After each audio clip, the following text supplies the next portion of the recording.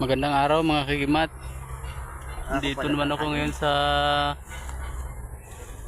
Kayaparan mga kagimat. Naghanap ako ng mga magagandang herbal. Pamilyar nyo ba ito mga kagimat? Itong gumagapang na to.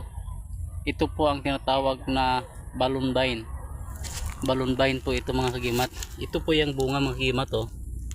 Yan. Yan, ito po ang bunga. Gamot po ito mga kagimat. Number 1 pong gamot ito sa kanser. Yan. Bugnutin mo po ito mga kagimat ang isang puno. Mga kagimat, ilalaga mo lang po ito. Itong balunbay na ito. Yan. Ito po yung ito mga kagimat po ang kunin ko. Yan. Ito po klaseng ko ang mga kagimat yan. Ito po siyang dahon yan. Parang ampalaya. Balunbayin po ito mga kagimat. Gamot po ito sa cancer. Yan.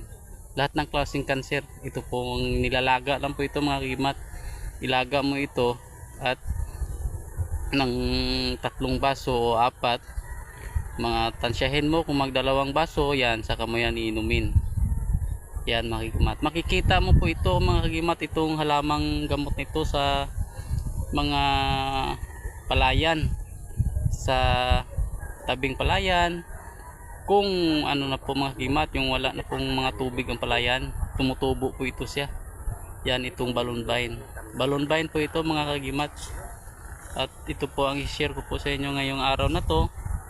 Mapagpalang araw po at ito po ang iyong kagimat na sa medalyang papel. God bless po.